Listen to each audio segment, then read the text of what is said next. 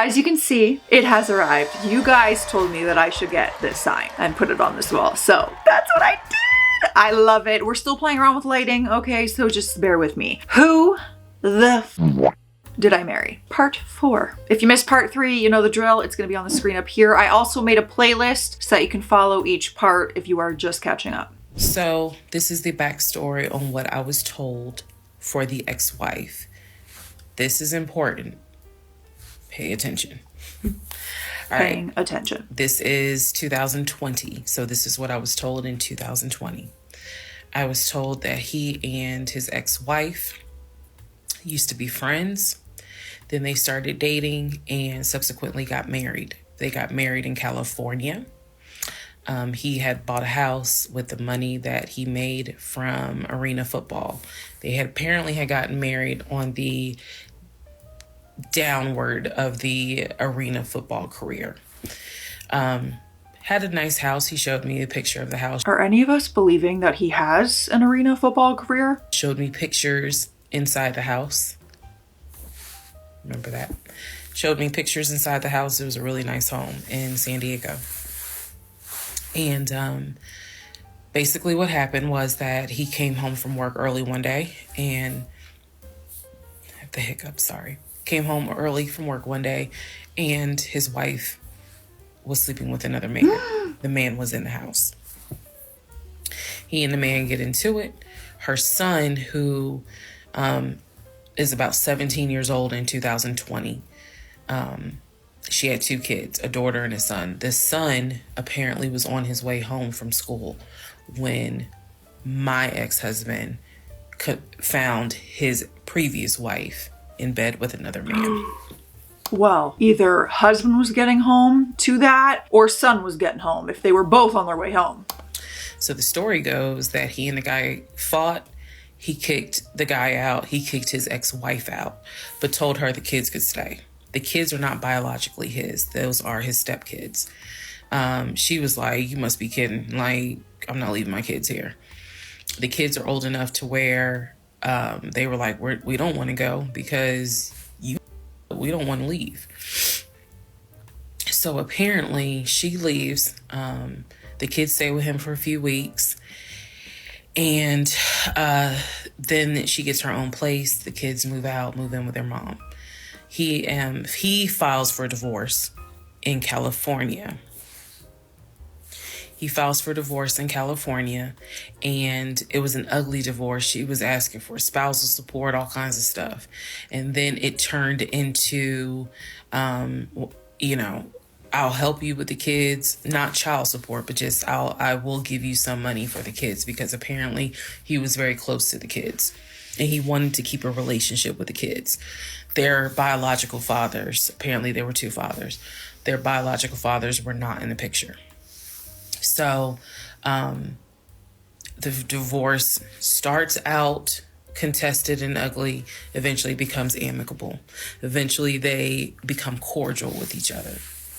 And here I am having to ponder if these kids and this marriage ever actually happened. I don't know what to believe in this entire story. I'm taking everything as if it's real. So my ex-husband moved. This is all before he ever met me. So I'm telling you the story of what I was told in 2020.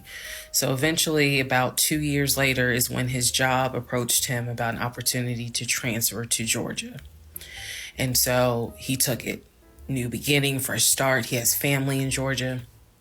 He took it. He told me this story pretty much the second or third conversation we had. So it was always from the beginning that she had cheated.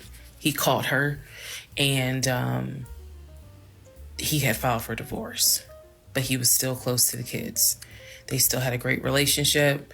I've heard him on the phone with the kids, just encouraging them, helping the 17-year-old like with homework.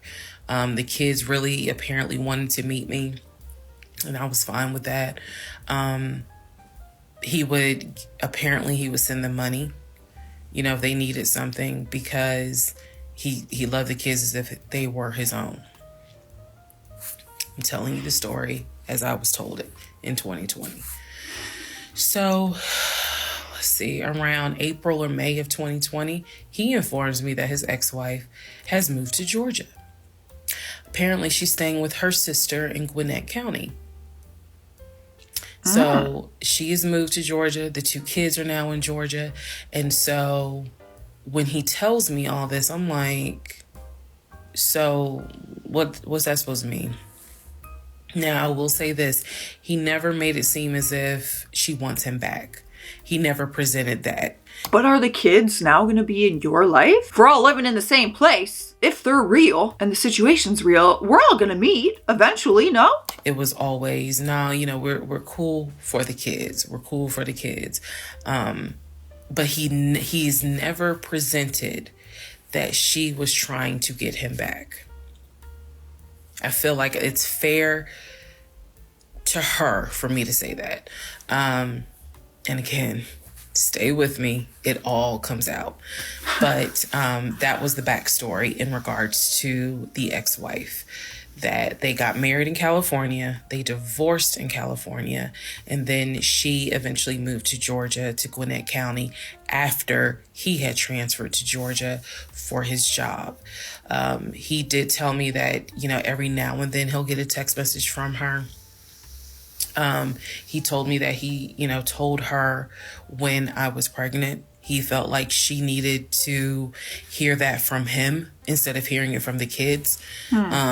And we got into a bit of an argument about that. But, honey, in the big scheme of things, that... Anyway, so we got into an argument about that. I felt like that's none of her business.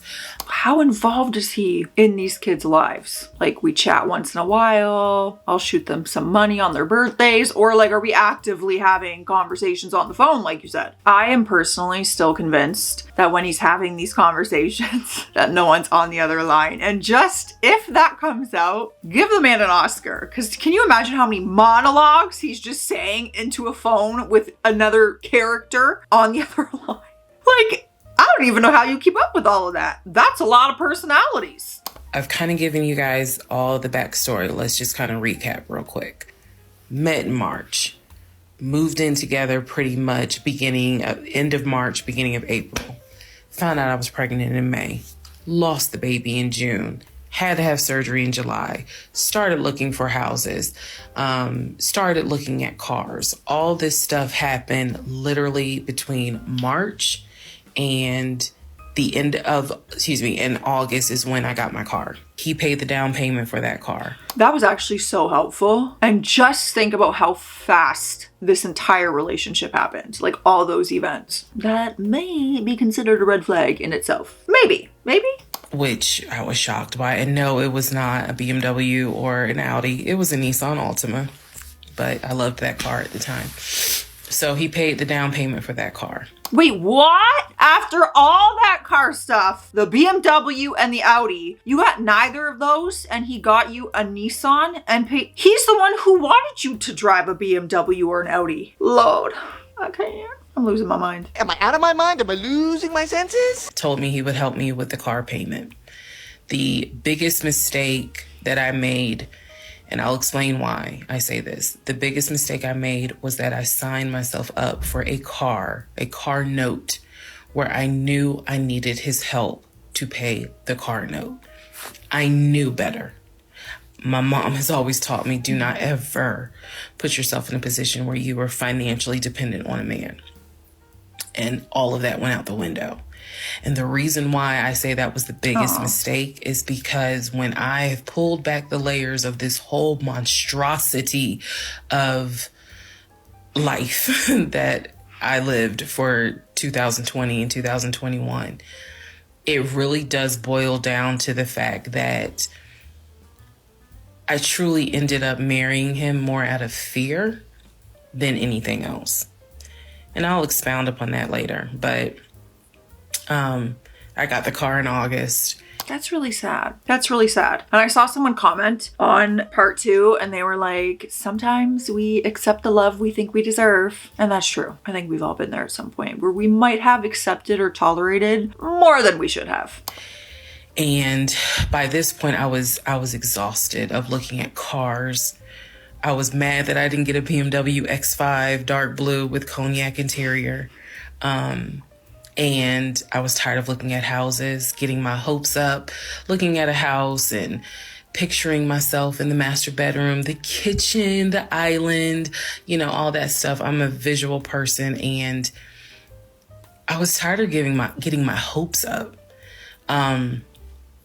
So now we're going to segue into fall, going into the holidays.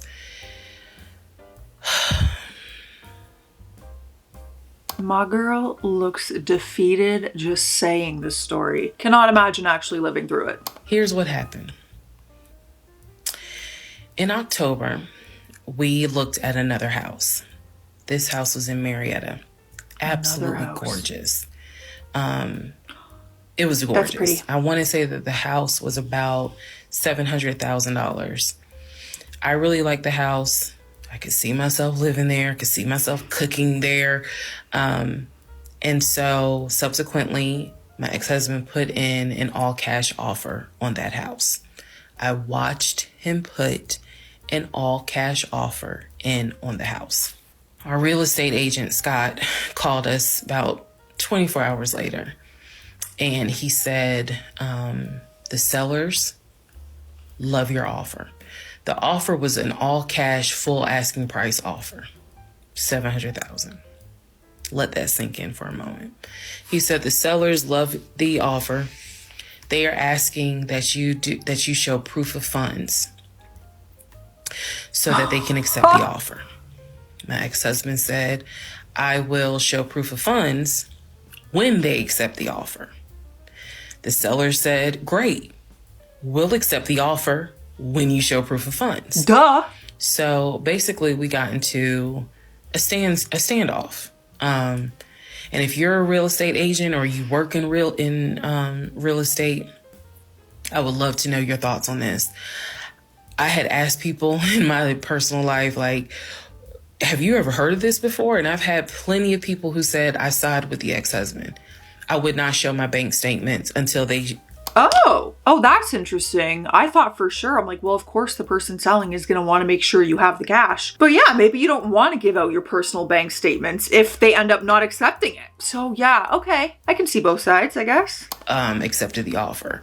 And then I had other people who were like, I wouldn't accept an all cash offer unless I verified that the person can pay. So I'm just curious what your thoughts are. Okay. So our real estate agent called us and was like, guys, you know, the sellers are giving you 2 days to show proof of funds. I had the letter that he showed me from Chase. I sent that to Scott, but that was for a mortgage. The offer was for all cash. So he needed to show proof of funds that he had the cash to pay $700,000. He didn't show it. Who's surprised? Not me. He don't have the funds. On showing them proof of funds until they accepted the offer because he was afraid that they were going to create a bidding war. So what ended up happening was Scott called us and said, you know, I apologize because I didn't do my due diligence as a realtor. He said, before I ever started showing you guys a house, I should have collected your pre-approval letter and proof of funds. He said, so at this point, my broker has informed me that I cannot show you guys another house until you show at least us, meaning real estate firm. Yeah. Until you show us proof of funds. And so I'm just like, well, I'm telling my ex-husband, just show them the proof of funds. Like, what's the problem? And so it was a lot of, you know, I find that this is really unprofessional because it's not our fault that you didn't do your job correctly. It got a little ugly and it got uncomfortable because I'm like, I don't understand why you don't show them proof of funds when you clearly just signed a document stating that you're putting an offer in at full asking price. This was the same thing that the realtor was saying. He was like, but you just signed an offer. So what's the problem? Like, you want them to accept the offer and then you'll show everyone the proof of funds? And my ex-husband, without missing a beat, said yes. So Scott did his best to work with the seller and say, look, accept the offer. He'll show you, he'll open the books. He'll show you the proof of funds. These sellers were like, no, that's not. And it wasn't so much the sellers. It was the seller's agent. Big respect to the seller's agent. But the seller's agent was like, no, that's not how we're doing business. He needs to show those proof of funds before I advise my clients to accept his offer. I want to know your guys' thoughts on that, especially if you are a homeowner. Do you agree with the agent on that or the ex-husband on showing proof of funds? Period. If he's not willing to do it, we'll go on to the next offer, because they did have another offer on the table for it was less than asking price, but they were willing to accept that offer over the all cash offer because those people had basically shown proof. So subsequently, the house fell through. We passed the 2-day deadline. They went with the other offer.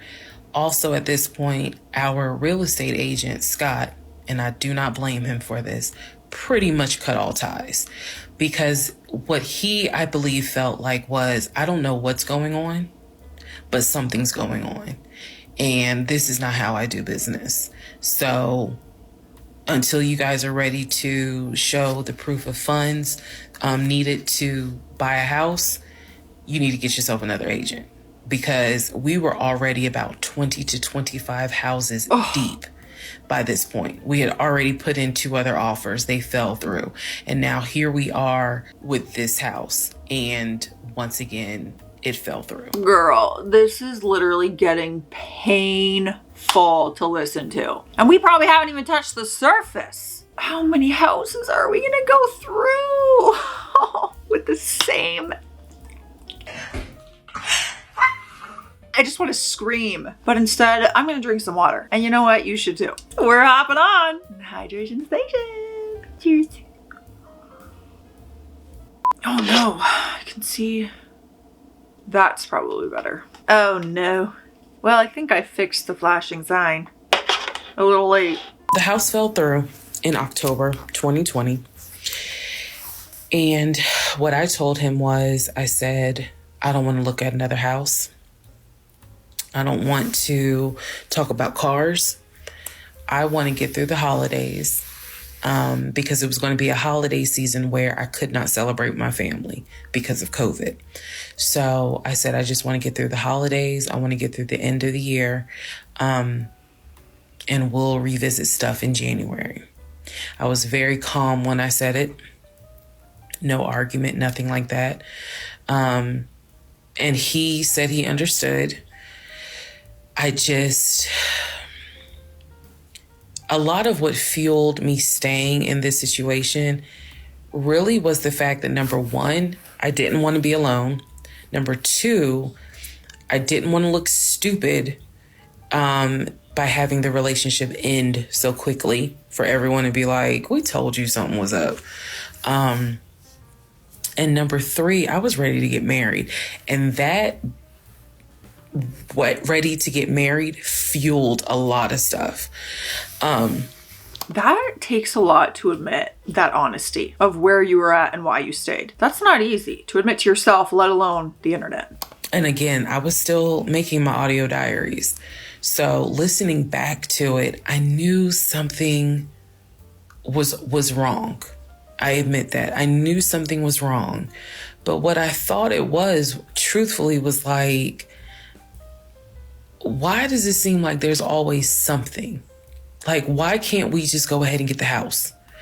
Why is it always something? Why can't I just get the BMW? It still didn't dawn on me how deep this something went. And for the people who keep asking, I'm going in order of events. So yes, there will be a video where I explain how everything came out and what came out, what was true, what was not true. It's coming. I'm just getting all of this out in order. So I cannot wait for that video. Let me tell you, it's really the only reason I'm watching. I need the plot twists. I need the to hit the fan. I told him I didn't want to look at a house no more. I don't want to talk about houses. Do not mention the word Zillow. Do not mention the word realtor. Nothing. Let me just get through the holidays. And for myself, the question was, what do you want to do? You want to stay with him? Or do you want to cut your losses? And the part that kept me constantly second guessing myself was, what if he's not lying? What if he's not lying? Literally the conversation I had with myself was, there's no way he is lying about having money. You saw the paper from Chase. They don't just approve $750,000 for a mortgage for anybody. I've seen his checking account. You see how much money's in his available checking. Like I don't think he's lying. I don't think he's lying about that. So he does have money. He's got to have like a reasonable, probably more than a reasonable amount of money, especially if she's like, yeah, I've seen it. But what is it? Is it that he doesn't trust me? Like, I second guess myself so much. Is it that he doesn't trust me? Is it that maybe he doesn't really want to get married? Like, what is it? Because I know what I saw. I know what I heard. I know that he's having conversations about move the money from this account to that account. I know he's paying my car note and all these bills. Like, clearly this man is making money. I know that I saw the letter from HR that states his new salary is 200 and something thousand. And I remember thinking, like, God, what am I missing? I'm missing something, but what is it? What am I missing? Because now it's confusing me even more. Because there's no way he's being honest. There's no freaking way. But how do you fake all that when it's there? Because I know what I've seen. I know what I have touched. I have physically touched these papers. Like, I know how to read. So what is it that I am missing? He's close to his family. He talks to them all the time. You know, he's just a regular guy that just likes to watch NFL football. He leaves me alone when I want to watch Georgia football. You know, he's paying the bills, groceries. I haven't had to worry financially since I've met him. And as a woman who had lived on her own, paying her own bills, my God, that is the most intoxicating feeling when you meet a guy who just takes your stress and your worry away financially. But the downside is he took away the stress and the worry financially away and instead brought a mental job I've never in my life had experienced, and I could not put my finger on it. I couldn't really talk to anybody about it because I'm a big believer in what happens at home stays at home. So I didn't talk to my girlfriends about it. I didn't talk to my family about it. But I just remember being like, what am I missing? That must be such an incredible feeling, especially if you've gone paycheck to paycheck, to have someone come in your life and take the financial stress away. But at the same time, there's also another stress that I'm dependent on that person. And if things didn't work out, you know, you could be screwed. Like, I'm sure there's got to be mixed emotions for that. I've never been in that position, so I can't totally speak on it, but... So we did not talk about houses. We did not look at cars. We didn't do any of that for November, December. And he came to me like around Thanksgiving, and what I thought was a very open, loving conversation. I'm so sorry. I had to sneeze. I was trying so hard to hold that in. Guys, you should have felt the pain I was feeling inside. I was trying really hard to hold that in.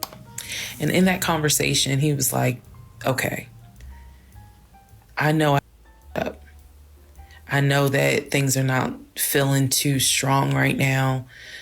He was like, I want us to get married. I want a home. I will show you whatever you need to see to put you at ease.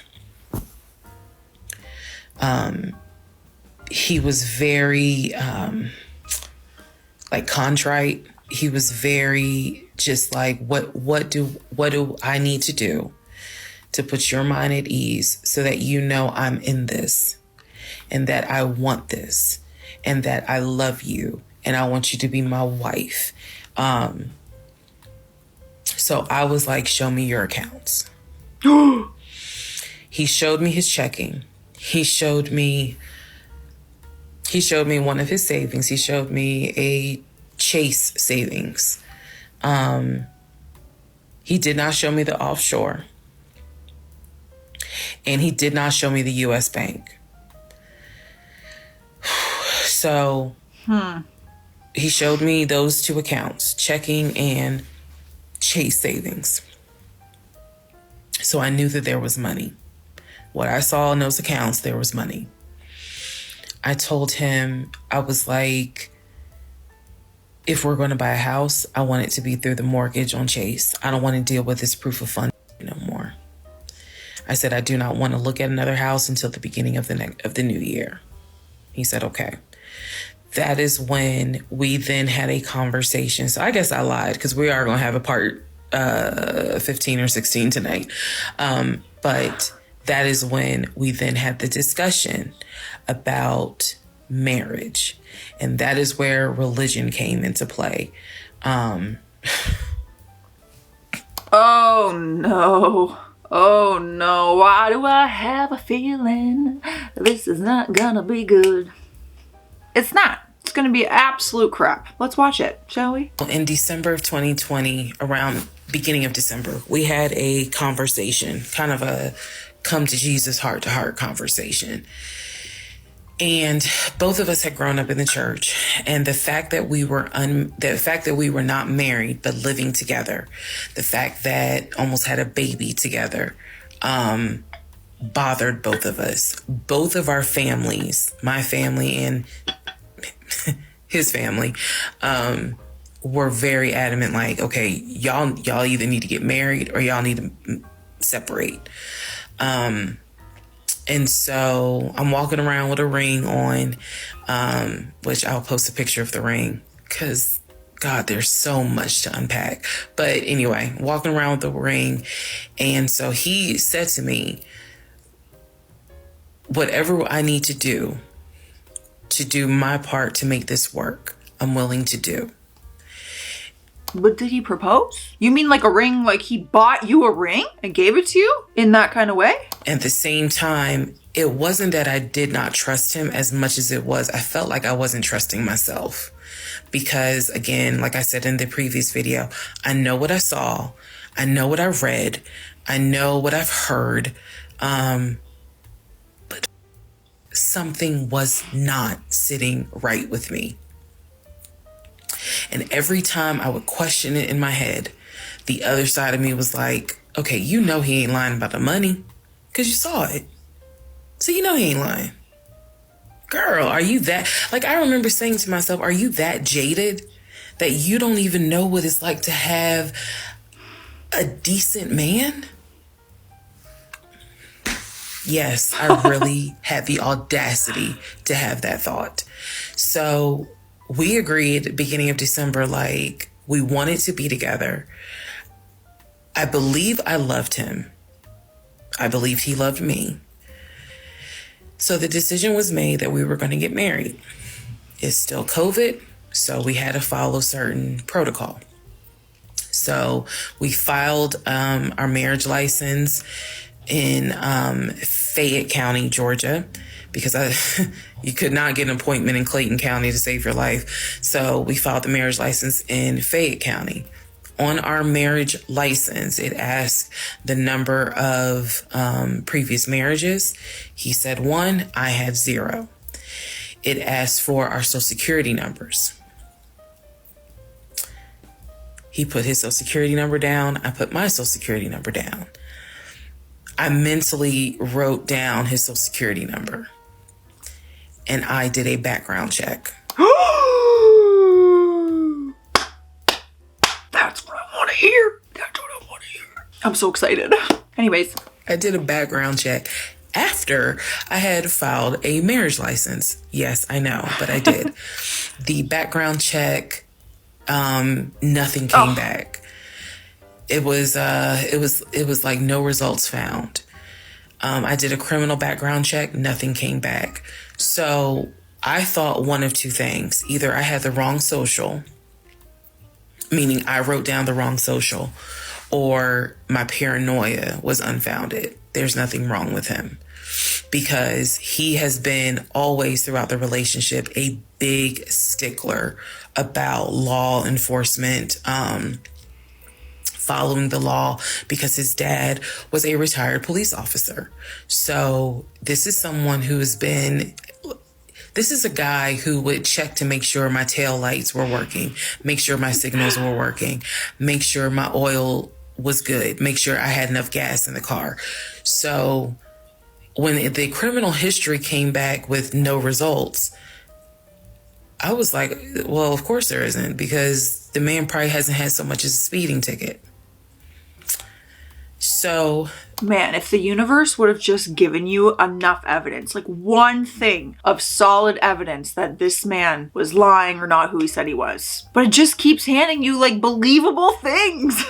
So we filed the marriage license, and then we made an appointment to get married, and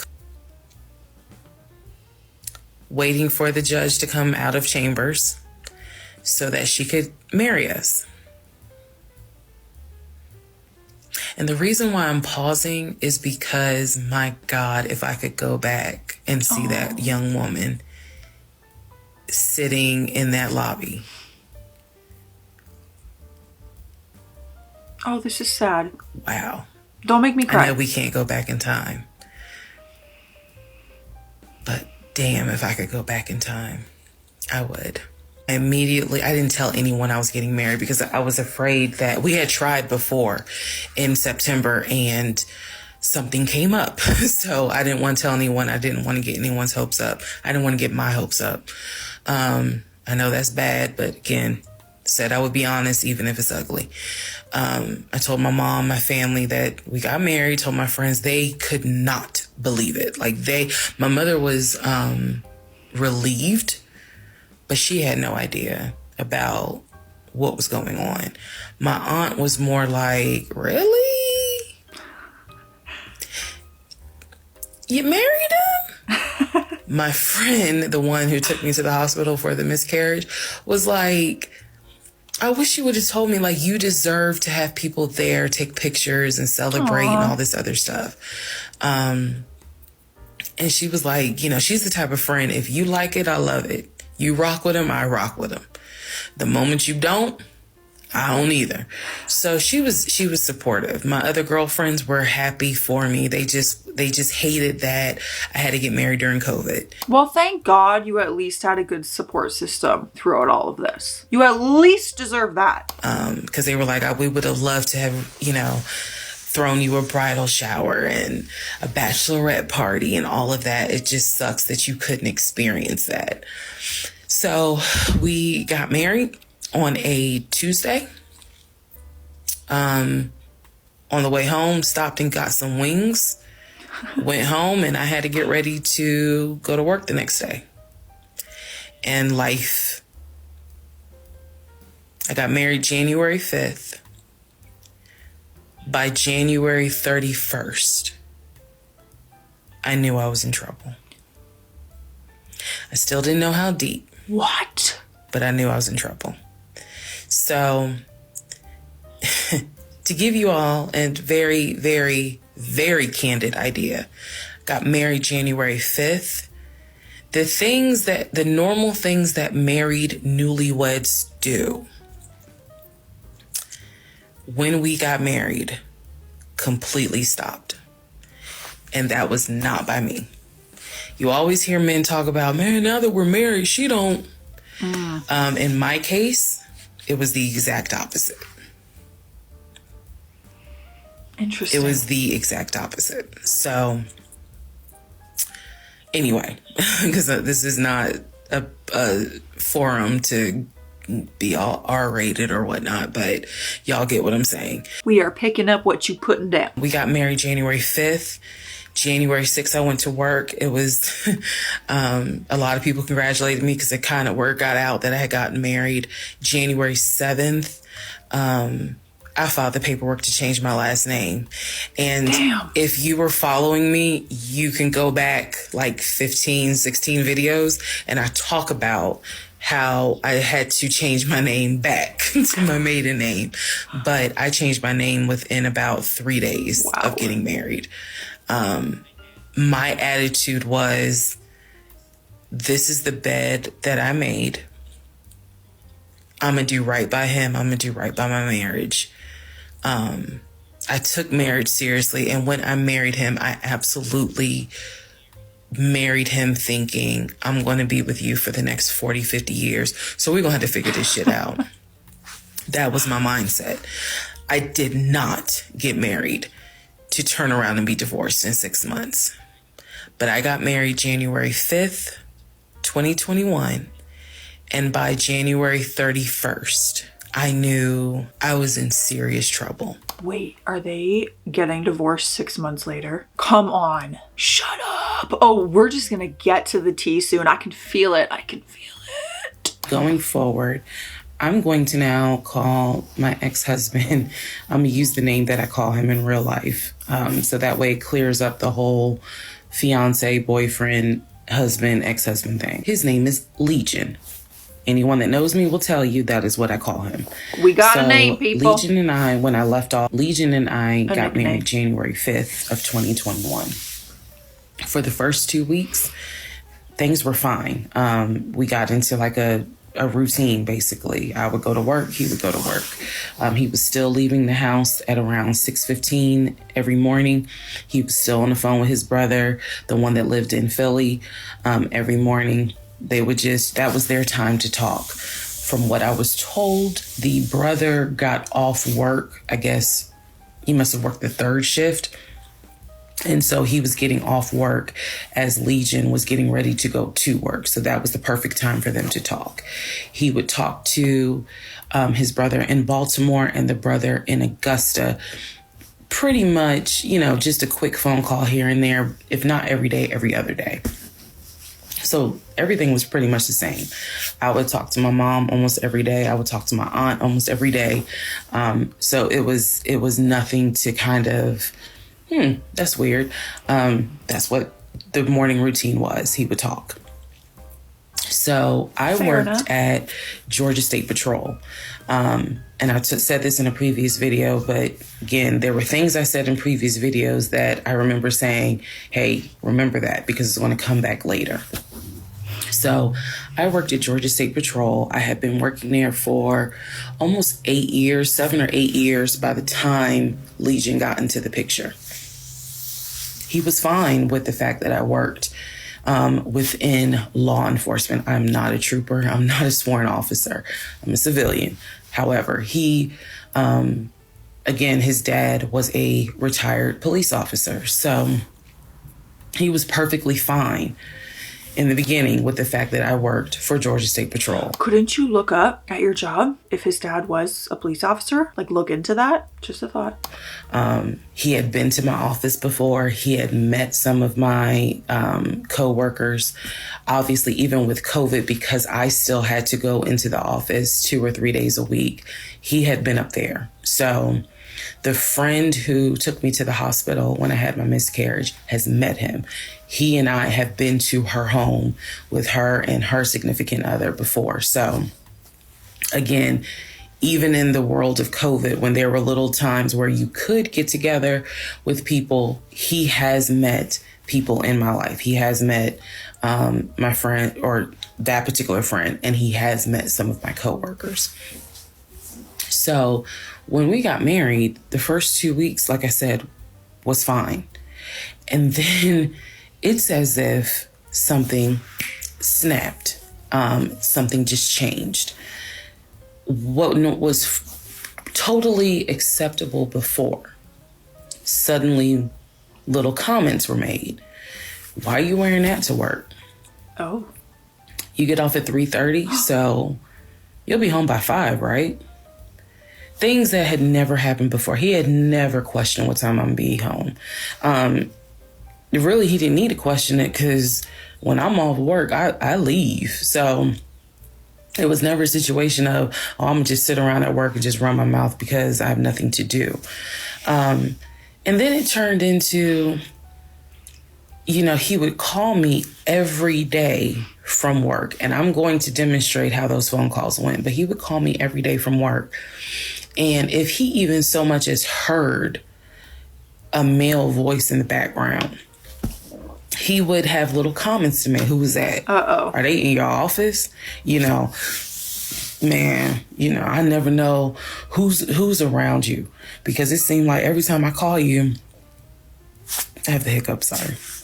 It seems like every time I call you, there's some man around.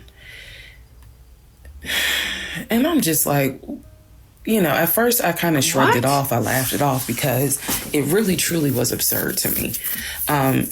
You think it would be the opposite. Like, I just committed my entire life to you. Shouldn't you have more trust because I just committed to you? But then it became a bit more frequent.